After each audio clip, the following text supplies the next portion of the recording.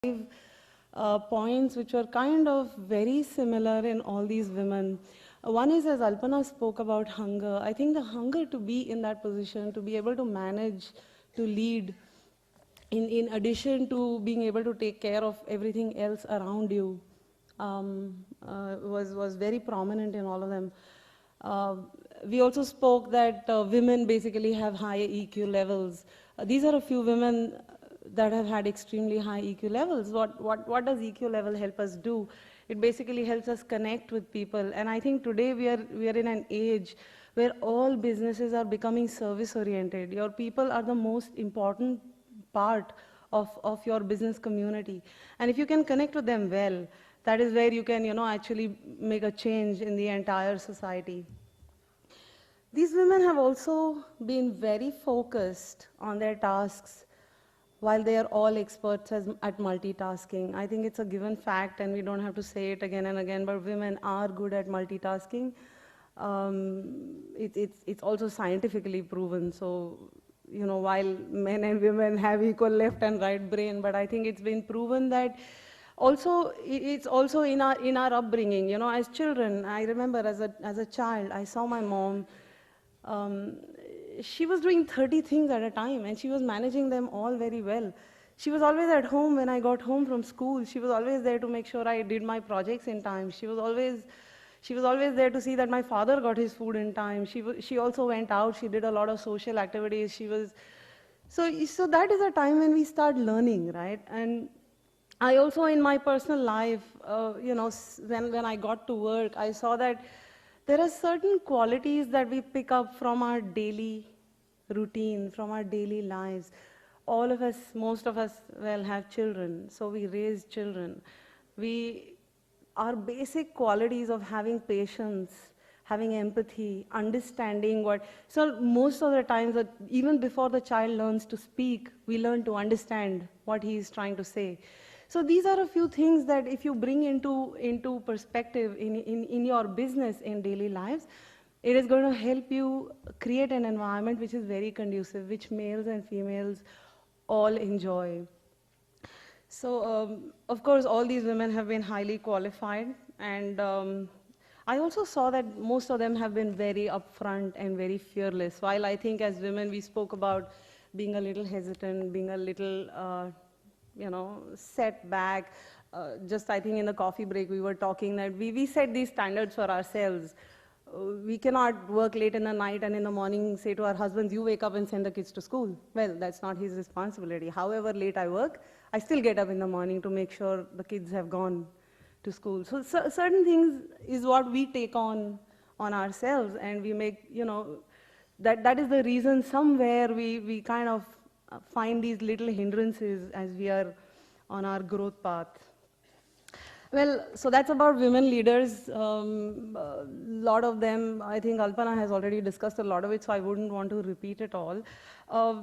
Going to my personal experience, when I look at business, and I don't see any difference between a man setting up a business or a woman setting up a business. Your processes are about the same, your attitudes have to be similar. So you have to do everything that a man will have to do, or a man has to do everything that a woman will have to do in really setting up a business. But there are a few things, I think, where very subtle things make a difference. And from my personal experience or in my personal life, I have always, as I already said, tried to relate what I do in my daily life and how do I bring it back to my work, or vice versa. What do I do at work which I can bring back to my children? So, when I look at business, I see, we all of us know about the 5 elements, right, of nature. All of us know that, right? There's earth, wind, fire, water, space. When I look at business, I actually see the same 5 elements. I see that each one of these elements is equally important. They cannot do without one another, and you have to be equally focused on each of these elements. And the funny thing is that I come from a company, or I set up a company, actually co-founded with 2 other partners, a company called Crayon Pictures. We are into film production, and we are into mainly animation film production. So this is an animation industry. It is completely, 90% of my staff is artists. And we just spoke so much about left brain and right brain, and you might find this very funny, but 90% of my people are male. Although women are supposed to be more right brain, but we don't find women in this industry. So there has to be a reason why. There has to be, while we are all saying that right brain is woman, and we are a completely right brain dominated industry, but we have just 10% women. All the women in our company are at senior positions. We have nobody on the floor. People don't want to be there. At senior positions, it's easy, right? You just have to manage the men, so it gets simpler that way. So,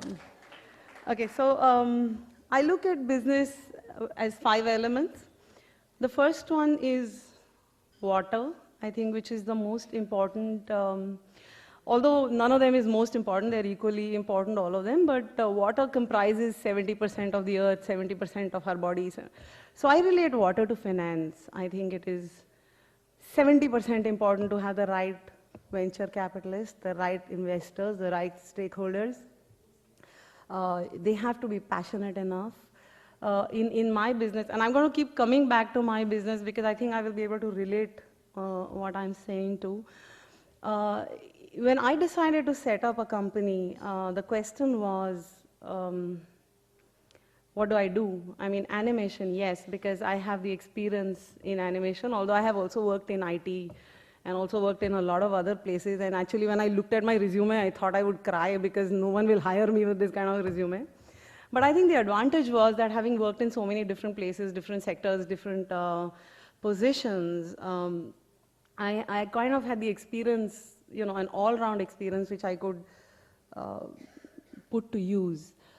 So finance, you get the right people. You make sure they are passionate about what you do.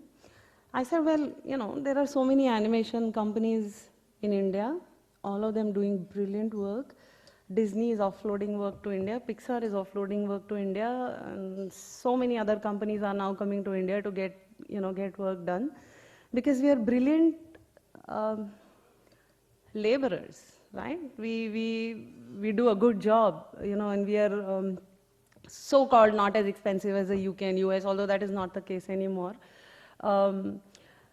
So I went to people and said, I want to start this company, but I don't want to do outsourcing. I don't want to go and get work from abroad. I want to make something that is my own. Until that day, there was no company in India doing IP. There was no one. And at first, the investors, the first guy I spoke to actually got me a thermometer and said, check your temperature, are you okay? But well, this is what I want to do. If you're game, fine. Eventually, I did manage to find people who showed that kind of empathy and who were so passionate about what I was doing. But well, the question was,